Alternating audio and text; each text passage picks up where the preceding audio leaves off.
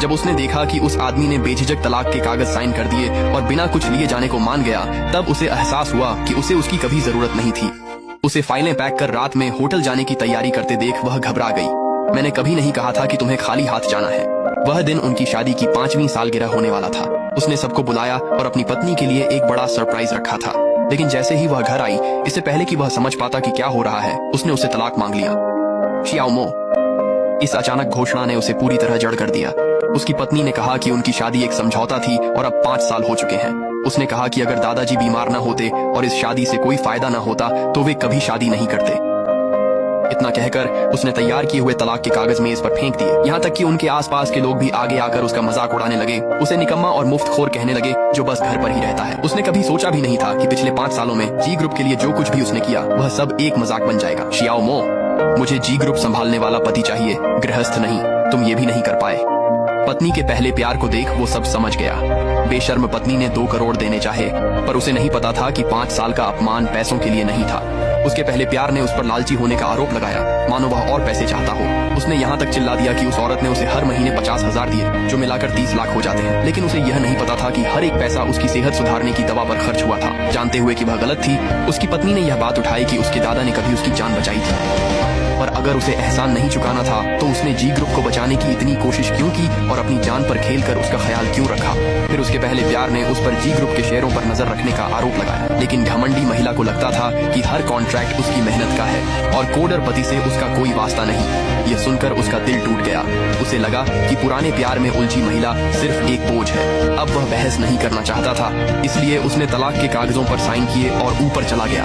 यह देखकर कि उसने कागजात पर दस्तखत के साथ शर्त भी जोड़ दी है कि वह बिना कुछ लिए जाएगा, महिला को कीमती चीज खोने का एहसास हुआ। उसने तुरंत कहा कि वह 2 करोड़ में से 1 पैसा नहीं चाहता और इसे जी परिवार के एहसानों का बदला मानता है।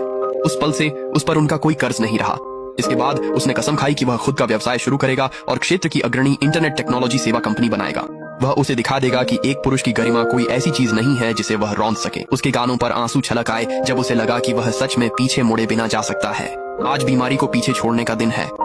3 फूल गिराओ, एक दर्द छोड़ने के लिए, एक विपत्ति छोड़ने के लिए और एक अपनी चिंताएं छोड़ने के लिए। जब उसकी दोस्त ने सुना कि वह जोड़ा तलाक ले रहा है तो उसने तुरंत शियाओ मेई को फोन किया। सुनो, एक बड़ी बात है तुम्हारे मंगेतर को लेकर। मैं सिंगल ही रहूंगी और बहस करने वालों को मैं देख लूंगी। शांत हो जाओ डार्लिंग, तुम्हारा शियाओ मो आखिरकार अब उपलब्ध है। असल में शियाओ मेई को उसे मिडिल स्कूल से ही पसंद था। जब उसे पता चला कि उसे धोखे से तलाक दिलाया गया है तो उसने सारा विदेशी काम रद्द कर पहली फ्लाइट से घर लौटने का फैसला किया।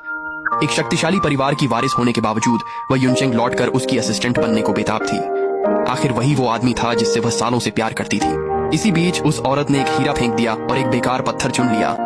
वह भोलेपन में यह मान बैठी थी कि उसका पहला प्यार जी ग्रुप के लिए और प्रोजेक्ट्स और निवेश ला सकता है। लेकिन उस आदमी के पर्दे के पीछे से समर्थन न मिलने पर कंपनी का भविष्य बेहद कठिन हो जाएगा। उसने खुद ही उस आदमी को दूर कर दिया था जो हर रात उसके घर लौटने का इंतजार करता था। अब कोई भी उसे कभी प्यार से शराब पीने के बाद का सूप नहीं बनाएगा।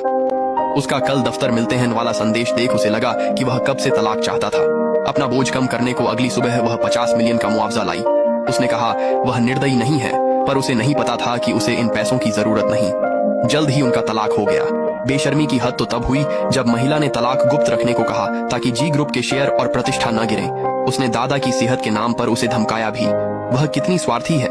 सड़ा हुआ रिश्ता बासी खाने जैसा है। खराब होने पर यह अंदर बाहर से सड़ने लगता है। ठीक है, उसने मना नहीं किया और उसकी मांग मान ली। यह देखकर महिला ने एक और चेक निकाल लिया, मानो उसके बिना वह खुद का पेट भरने लायक भी पैसे नहीं कमा सकता। हाँ जियान, क्या तुम्हें सच में लगता है कि तुम्हारे दान के बिना मैं भूखा मर जाऊंगा? तुम्हारी नजरों में मैं हमेशा से बस एक मुफ्तखोर ही रहा हूँ, है ना? पर वह नहीं जानती थी कि उसने करियर और पहचान छोड़ दी थी और जिंदगी में महज एक वस्तु बन गया था। अब आजाद होकर वह अपनी खोई चीजें वापस पाएगा और उसे इज्जत करने पर मजबूर कर देगा। शियाओ मो, लगता है मैं तुम्हें कभी जान ही नहीं पाया।